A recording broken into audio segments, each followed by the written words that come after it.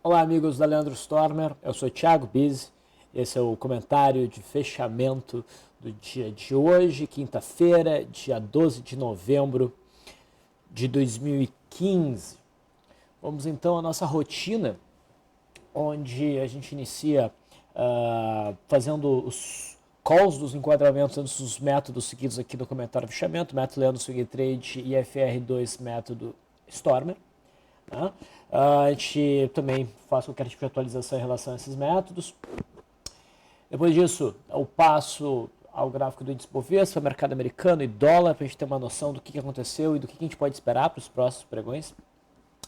E enquanto isso, quem quiser participar pode enviar através da ferramenta de bate-papo, ou no LS Live, ou aqui na capa do site. Pode enviar solicitação, né, para a gente dar um pouco mais de atenção para um papel ou outro, aqueles que mais interessam vocês. Deixa eu verificar se está tudo certo com o áudio e daí a gente pode iniciar. Sim, tudo certo com o áudio. Então,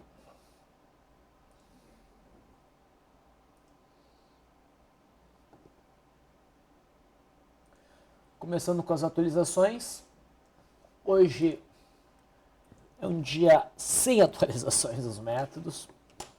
A operação do método Leandro em Alpha 4 segue fluindo muito bem. A gente tem um day trade aberto aqui para fechar no leilão, que vai sair com alguns centavinhos de prejuízo. A gente operou aqui um power breakout, junto com rompimento de linha d'água. Nós temos a operação em BVMF, que veio contra, né, hoje, no pregão de hoje, mas está longe do stop. O trade prossegue. Nós temos também posição em Nato 3, que veio um pouquinho contra hoje, nada muito significativo. O cenário ainda é tranquilo para a nossa operação. Tá? E não há novos enquadramentos. Tá? Chama atenção Gerdau. Se bem que agora Gerdau no leilão está indo para a região realmente de rompimento. Tá? Pouco antes do leilão, Gerdau operava acima do fundo de setembro, agora começa a operar abaixo. Vamos ver no leilão a quanto está. 5,23. Vai pegar um centavo acima, mas de qualquer forma, foge um pouco do método Leandro especificamente, tá? Porque a gente não tem aquele 1% de margem em relação ao extremo do movimento. Tá? Dentro do método business, a operação é válida, mas pela forma do rompimento, pela pouca margem, a gente operaria na confirmação pela perda mínima de hoje e amanhã. Tá? Goal 4 junto, está ali ainda sem perder o fundo de agosto, então não se enquadra tão bem, Gerdau estaria melhor. PTR3 também operava abaixo, né, do ponto crítico de suporte aqui de 9,21, mas não produz um candle de força vendedora, nem tem lá tanto volume, então a gente não busca essa operação. E Reside seria um papel possível também aqui de pensar um trade no rompimento desse fundo, mas é um papel qual a gente não opera, é um papel valor nominal muito baixo. Tá? Então não temos o enquadramento significativo dentro do método. Eu esqueci de falar da posição em ABCB4. Tá? A gente tem posição comprada de ontem, então não teve nenhuma novidade em relação a essas posições. Para o método Stormer, nós temos posição comprada em VEG3, a qual não atingiu o alvo. Tá? E para o pregão de amanhã, sexta-feira, o novo alvo vai ser a máxima de hoje, o que vai trazer o trade mais ou menos para o 0 a 0 se a gente alcançar esse alvo, tá? Porque foi mais ou menos o ponto de entrada. Então a máxima aqui 14,58 e aqui também 14,58. Então é sempre o alvo na máxima dos últimos dois pregões. Amanhã esses dois vão ser os últimos dois pregões, então esse vai ser o alvo. Então, não tendo atualizações, vamos dar uma olhadinha na situação do índice Bovespa.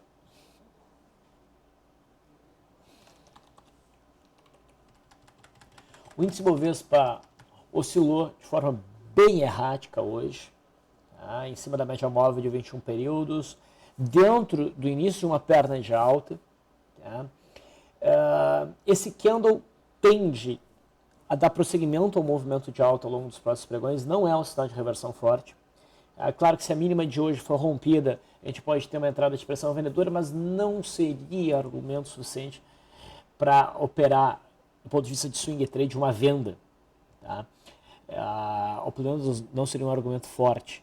O ideal seria a gente realmente operar o rompimento do fundo que foi duplamente testado, do suporte que foi duplamente testado, o suporte que por volta dos 45.600 pontos, então mais adiante. Provavelmente a definição do mercado não vai tardar. Tá? Se o mercado passar para cima na máxima de hoje, provavelmente a gente tem um movimento de alta em busca dessa zona. Se a gente tiver a perda dessa mínima, as chances então são do mercado prosseguir para um terceiro teste dessa zona de suporte. No mini índice,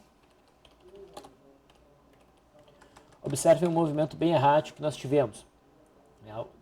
No começo do pregão, o mercado operou acima da linha d'água, fechou abaixo, mas não rompendo essa sombra. O mercado foi para cima, fez até uma barra meio elefante ali, mas que não foi acionada, voltou para baixo. Quer dizer, ele teve um movimento muito errático ao longo do dia, não produzindo enquadramento significativo para uma operação de rompimento ou qualquer outro setup. Tá? A gente deve ver uma decisão do mercado pelo rompimento desse suporte ou rompimento dessa resistência ao longo do pregão de amanhã. Aquela assimetria que a gente falava, ela é um pouco desconfigurada pela amplitude do movimento, mas o principal da assimetria, que é a direção, ainda nos favorece no movimento de alta. Okay. No mercado americano,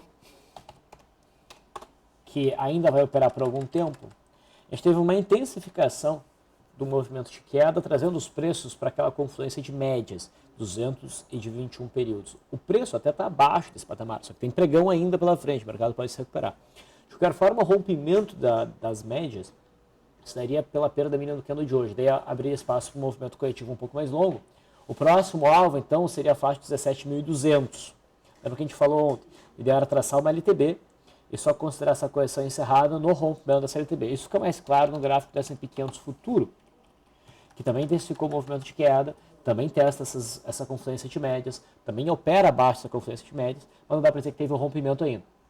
Se a mínima de hoje for perdida nesse cenário de fechamento abaixo dessas médias, a gente poderia esperar um movimento de queda até mais ou menos a faixa de 2015 até 2000. Entre 2000 e 2015 seria a zona de alvo. Essa correção, obviamente, alcança aqui essas médias, pode entrar pressão compradora. Só que para a operação ideal seria a gente ter um rompimento desta LTB. E repara que no intraday, o S&P 500 futuro encontra aqui uma zona de suporte, derradeira, digamos assim, antes de um movimento mais forte de queda. E está tentando reagir em cima desse ponto. Fez um movimento de alta, agora volta a cair. Vamos ver se rompe esse fundo, dá continuidade de um movimento rompendo suporte, ou se inverte, rompe esse topo, faz um pivô de alta e começa um movimento de alta. A gente pode também, com certeza, desenhar a LTB do movimento.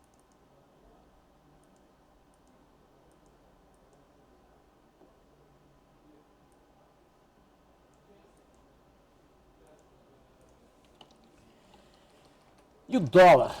Bom, eu esperava que o dólar prosseguisse um movimento de queda hoje, mas ele chegou a fazer um movimento de alta, como vocês podem reparar aqui, mas respeita ainda a LTB, deixando uma longa sombra superior e ainda fica abaixo dessa linha crítica de suporte dada pelo fundo aqui no dia 9. O dólar continua não conseguindo demonstrar força. Tá? Olhando no intraday, a gente tinha identificado ontem esse topo aqui como sendo um ponto importante. Se o mercado rompesse, botava em risco sério um cenário mais baixista. Esse patamar foi rompido, inclusive gerando um primeiro movimento exótico que alcançou o alvo. Tá? Alcançou a resistência intermediária, que foi o topo do dia 10, e ali reverteu. Tá? E repara que a gente teve uma correção ampla, trazendo os preços novamente para baixo da linha d'água. Então é mais uma vez aquele cenário de, no final do pregão, o mercado devolvendo os ganhos. Quer dizer, o dólar não está conseguindo fazer um movimento de alta e sustentar esse movimento de alta. Tá? A gente sempre vê uma correçãozinha no final do pregão. e hoje de novo. Isso é característica de mercado fraco. Só que ainda não tivemos, né, o rompimento claro no gráfico diário para poder realmente socar o dólar na venda. Okay? A expectativa é de queda. E os juros, só para dizer que a gente dê uma olhada, fez uma leve altinha hoje, mas nada que sugira uma pernada de alta, de baixa. As bandas estão muito fechadas. Eu estou bem ansioso para ver essas bandas se abrindo e para que lado elas vão se abrir. Então, esse é o panorama geral do mercado. Vamos então dar atenção aqui às mensagens de todos vocês.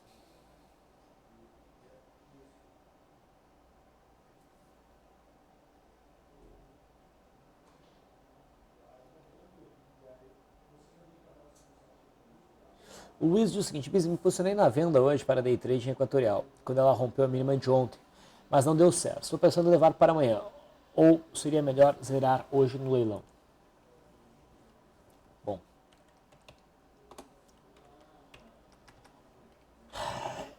eu nunca gosto da ideia de levar um day trade que não fluiu para o dia seguinte. Na maior parte das vezes isso é uma má ideia. Tá? Então tu entrou na perda mínima de ontem, o mercado chegou a subir bastante, tu aguentou no osso, e agora o mercado fecha assim. Eu encerraria essa operação. Não tem por que tu levar um prejuízo para o dia seguinte, porque isso pode... Daí tu pode... Amanhã o mercado sobe, tu não estopa, daí tu acha que ficou caro demais esse stop, daí tu deixa para outro dia, daí quando vê o papel rompeu a resistência, né? Daí ele dá uma disparada porque é o rompimento do topo histórico, e quando tu vê tu está tomando 20% de prejuízo no papel, quando tu poderia ter encerrado isso tranquilamente com 2, 3%. Então não é uma prática aconselhável. Te digo por experiência, acho que todo cara que já operou na vida passou por situações assim, não vale a pena. Tá? É muito diferente de tu fazer uma operação de day trade, ela fluir bem a teu favor, o mercado alcançar um preço que dá uma boa margem de segurança até teu stop, até teu preço de entrada no intraday, né? E o gráfico ter uma cara boa na periodicidade maior no gráfico diário, tu resolver manter a operação com o mesmo stop para manter o mesmo risco. São cenários bem diferentes. Então, como o leilão aqui provavelmente já encerrou, deixa eu ter certeza, já encerrou, tu ainda tem o aftermarket como uma janela de saída. E tu pode voltar a esse papel amanhã. Tá? O papel pode abrir um gapzinho de alta amanhã, depois romper a linha d'água para baixo, com isso te dá um trade bem interessante de day trade. Então tu ainda pode te vingar do papel. Ok?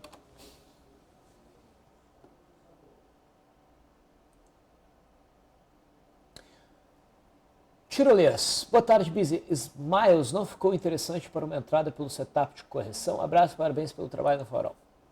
Valeu, Tirolês. Então, Smiles. Smiles hoje mostrou força, entrou volume e o cenário vai ficando mais bonito, com toda certeza, tá? Para um movimento de alta. Mas a gente ainda não teve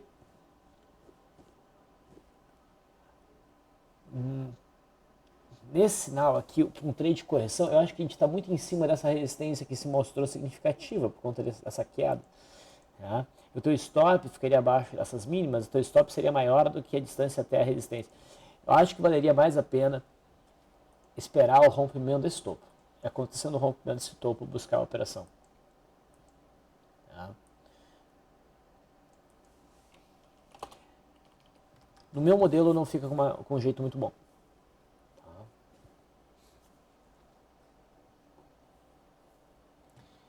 Doug diz: Busy, boa tarde, como estás? Com sono. Poder comentar o ping-pong intraday que a Ambev vem fazendo, ativo considerado defensivo, mas está dando boas chances nos trades. Grato e abraço.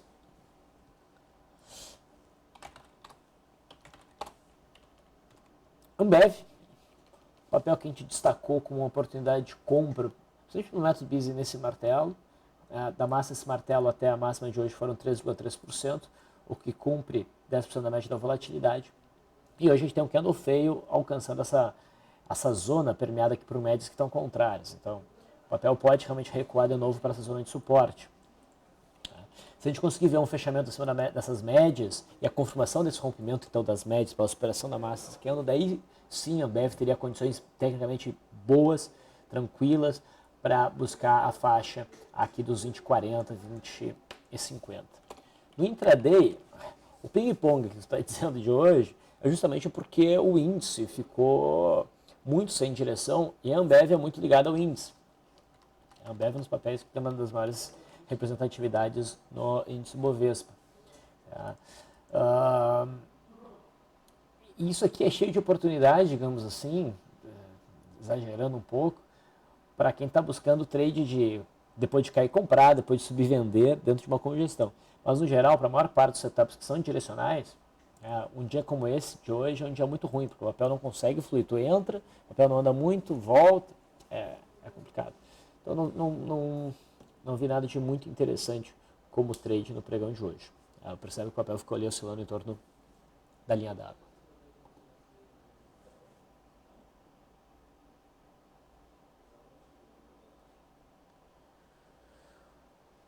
Tiririca. Boa tarde, Busy. A Vale 5 não dá uma compra por IFR2? Obrigado. A história não está aqui para me ajudar, tá? Mas é bem possível que sim. A dúvida, deixa eu ver aqui o IFR. IFR2, sim, está abaixo do valor mínimo, que eu não lembro de cabeça agora, mas, pô, estando a 2,5 é compra, sim. Tá? Mas o problema é que eu não sei se a Vale performa bem no FR2. Não são todos os ativos que historicamente performam bem com o FR2. Então, a história não tem uma lista específica, a qual ele confere antes de passar, né, os enquadramentos. Eu não sei se a Vale está inserida, eu acho até que não. Tá? Então, daria o trade de FR2, agora a grande questão é se tende a performar bem.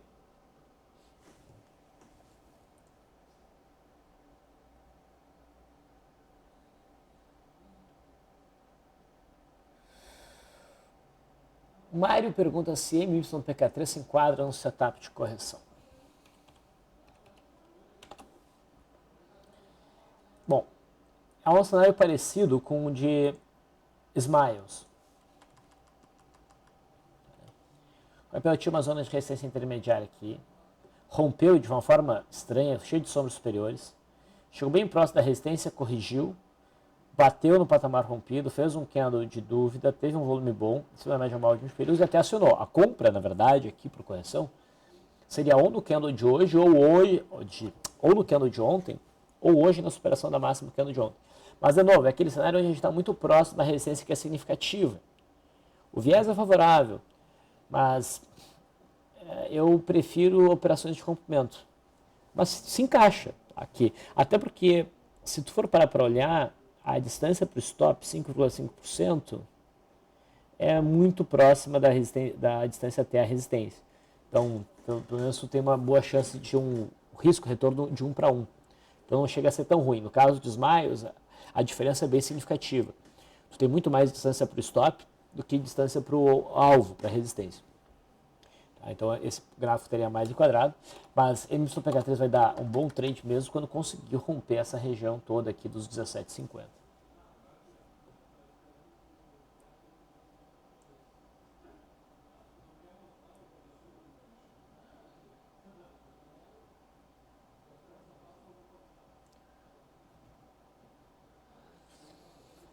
O Luiz pergunta, prezado Biz, boa tarde, vale umas compras de puts para swing caso o PTR4 consiga fechar algum dia abaixo do 7,50? Graço e abraço.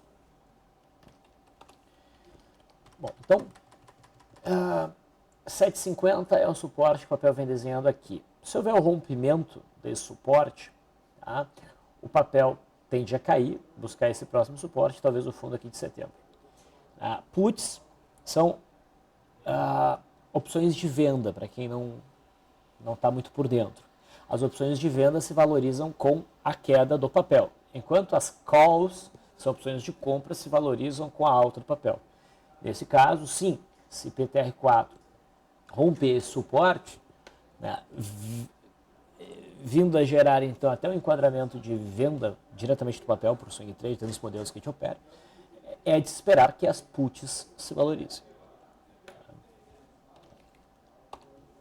Eu prefiro o rompimento de PTR3 e repara que no leilão PTR3 conseguiu fechar na mínima abaixo dessa zona de suporte, não é um candle forte de rompimento, mas na minha leitura isso merece uma nota C+, se houver a confirmação desse rompimento pela perda mínima, no pregão de amanhã.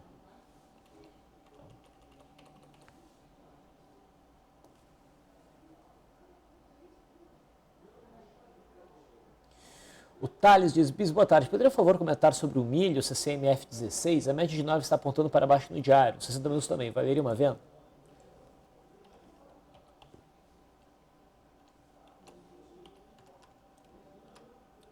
Bom, o que usualmente a gente trabalha para o milho é o setup da média móvel de 9 específico para esses mercados agrícolas, aí, tá? Esses contratos agrícolas. A venda se dá no candle que vira a média móvel de 9 para baixo. Então, houve venda no milho no candle do dia 5, com stop acima da máxima, o mercado vem caindo e a venda continuaria aberta. Tá? A venda estaria aberta, agora fica um pouco tarde para entrar, e o candle que virar a média de 9 para cima, daí nos leva à virada de mão. Tá? Mas eu devo te dizer que eu tenho minhas dúvidas se o Vlad, que acompanha o método da média móvel de 9 para esses papéis agrícolas, se ele faria operação de venda no milho. Tá? Porque para muitos papéis, ainda mais num prazo maior, bom, que não seria exatamente o caso, mas o setup da média móvel de 9 performa bem na compra, na venda não tanto. Então eu tenho essa dúvida aí. O Vlad está de férias, ele retorna dia 21. Daí a gente pode ver isso com ele direitinho.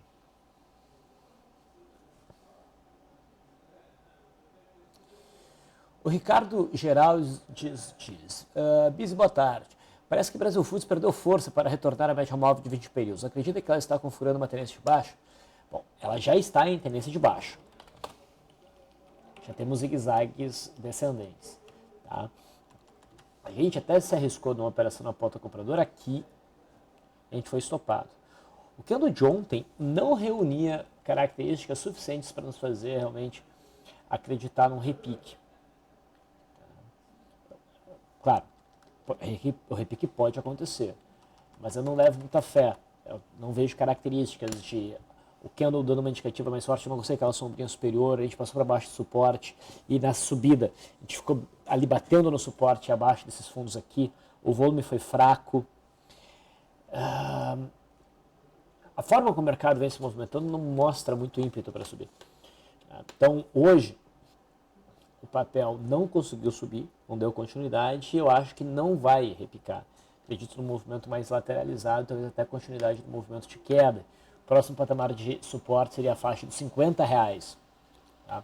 Hoje no intraday a gente tentou uma venda, inclusive, por barra elefante, também dá para entender que é um rompimento de linha d'água, mas a gente acabou sendo estopado pela média móvel de 9. O alvo era 53,37, a gente não conseguiu pegar esse alvo. Tá? Mas eu acredito na queda de Brasil Foods aí no próximo pregão. Acho que tem boa chance disso acontecer. A tendência de baixa já existe.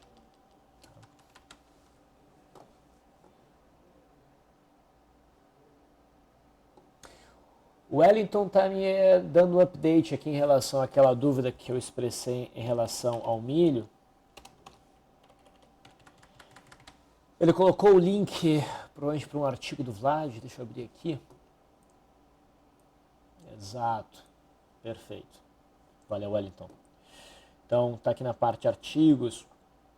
Então, como operar o milho. E aqui permite, tá, venda no milho.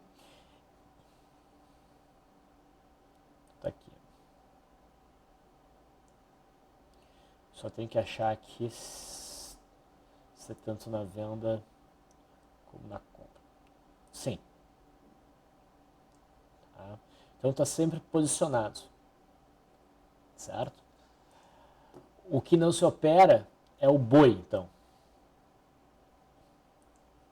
O boi não se opera na venda porque os resultados não são bons historicamente.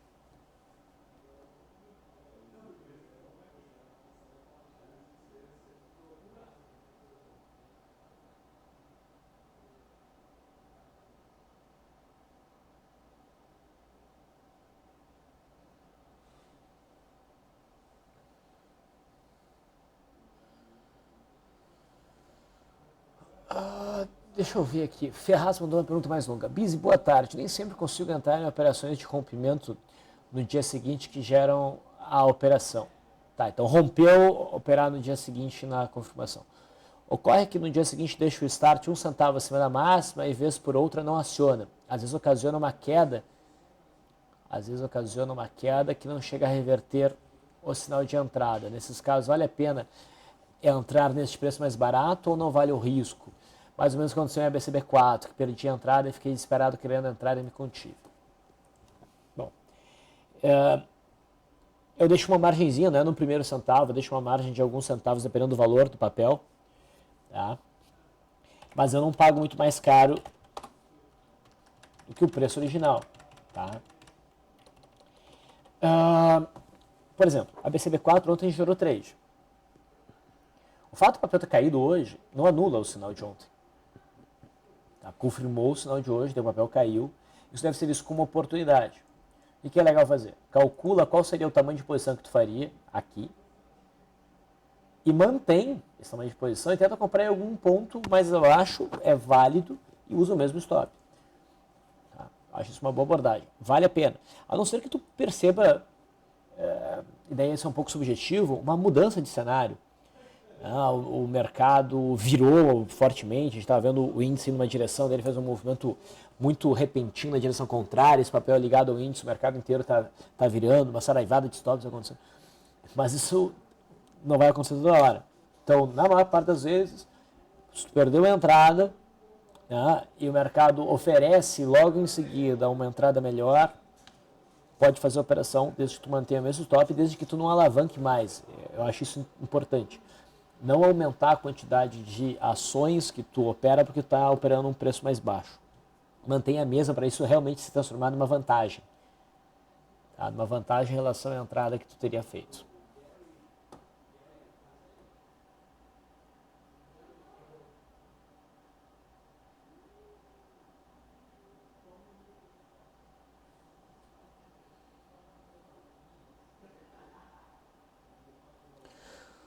O Bruno pede para a gente comentar CCRO.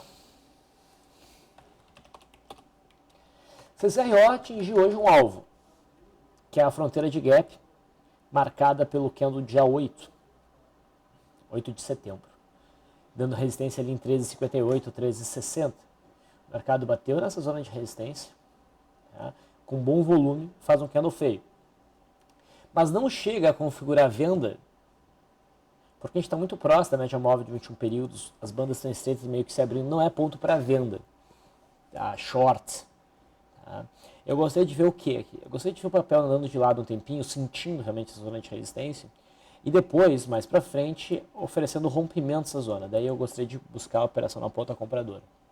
Mas uma operação de venda contra essas médias todas aqui, não me parece uma boa.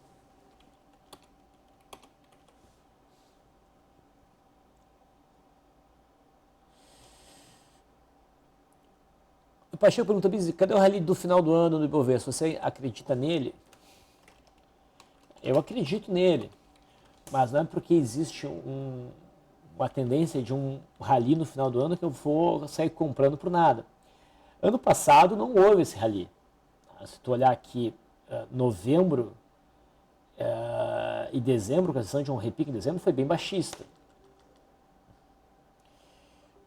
2013, não dá para dizer que a gente teve um rally de final de ano também.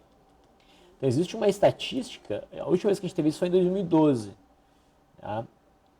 Mas existe uma estatística nesse sentido, mas não significa que necessariamente ela vai acontecer no pregão de hoje. Eu não me pautaria por isso. Okay? Bom, pessoal, são 5h32, hora de finalizar por aqui. Agradeço a participação de vocês. Mais detalhes sobre o mercado, de forma até bem mais detalhada, no Farol, hoje provavelmente a partir das 8 horas da noite. Um abraço, até amanhã.